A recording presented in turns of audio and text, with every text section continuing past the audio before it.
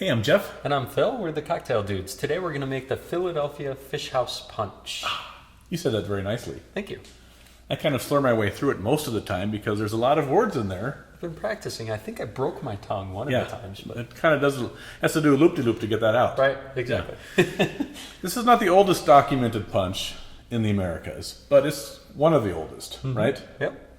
Founded by the hilarious guys from the Colony of Schuylkill, Right.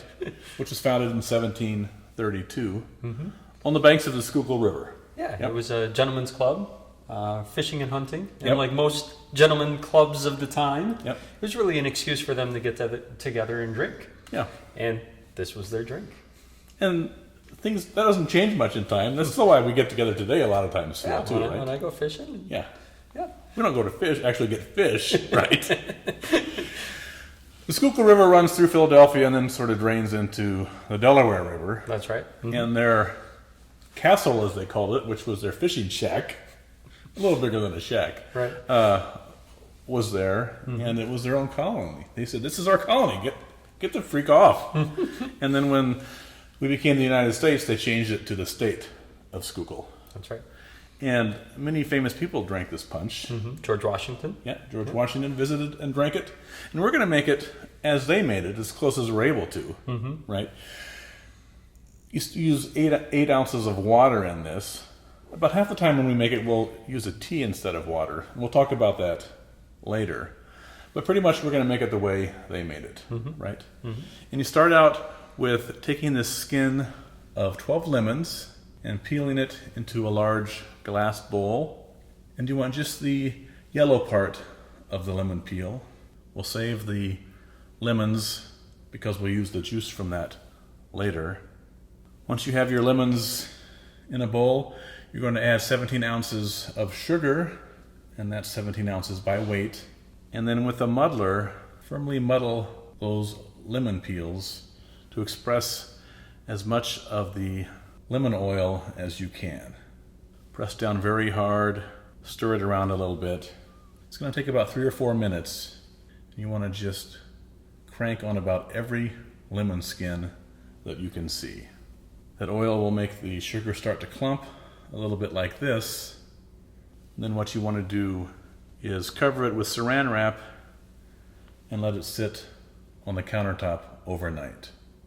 We usually weight it down with a bottle of booze. The next morning it will look like this, a lot more liquidy. This is how you go about making oleo saccharum. To this you want to add 2 cups of boiling water.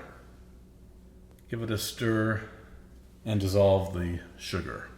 That'll take about 90 seconds. And then add 6 cups of cold water. Stir it around. And then you want to get rid of the lemon skins. You can pick them out, but it's easier just to dump the liquid into your punch bowl through a colander. And we'll discard the lemon peels. And here you are with that magic. Yep. That bright lemon is from the lemon oil, right? The lemon essence from the skin. To that we're going to add lemon juice, cognac. The recipe calls for Jamaican rum, and we're using this Hamilton pot-stilled rum. Yeah, it's closer to what they would have had back in that Yeah, era. it has that funky taste that we like. That's right. And then a peach brandy. Yep. You're going to want to use a peach brandy. It's going to be harder to find, but you don't want to use anything like a peach schnapps or something like that because it's going to have add sugar to its sweetness, and that's not what we're looking for. You don't see the peach brandy anywhere hardly. This is from the Peach Street Distillers, and this is their old bottle, and that's their new bottle. But if you can't find it, like Phil said, don't use something sweet like a liqueur. Right. The next best thing would be a pear brandy or an apple brandy. And those will be a lot easier to find. For sure. Also, what is different in our era than in past eras, and why this recipe that we're using today, we've altered a bit from a lot out there that are published, is the spirits that we have today are a lot lesser proof than the ones they would have been drinking back there. Right? This peach brandy is 80 proof, and theirs would have been at least 100. Right. Right? So when you see recipes that call for 10, 12 cups of water, We've tried that and we think it's too much. Right. So that's why we stick with 8 cups of water. And if you think it's too boozy for you, you can always add a little more water. Right. Right? Which is easy to do than taking it out, I guess, right? Yeah, right, exactly. Or you can let the ice that you put in melt a bit, and that will tampen it down. Yep. But we think that this recipe right here is just perfect. So give it a go, and we think you'll like it. So we're going to start by adding 16 ounces of lemon juice. Phil's going to do 20 ounces of cognac. Thank you. I'm going to do 16 ounces of the Jamaican Gold rum. Mix about a gallon of punch, which is about enough for 12 people, Phil, maybe. Depends on how thirsty they are. It's funny, the more they drink, the thirstier they get, it seems like. Right. And then 12 ounces of the peach brandy, or if you can't find it, apple brandy. You want to shoot for about an 80 proof. Apple brandy, Calvados, pear brandy. All right. That's all the ingredients. There we go. Going to give it a little stir. And then we're going to put some ice in.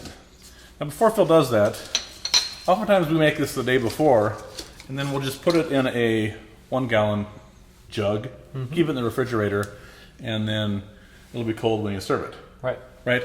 This is pretty much room temperature, so we're going to add our ice to it. We make our ice block by putting 3 or 4 sprigs of thyme into a 6-inch bundt pan, throwing some peaches on top, filling it with water, and then freezing it overnight. So ladle out some of this into teacups or cocktail glasses and enjoy your Philadelphia Fish House punch. Cheers. Cheers.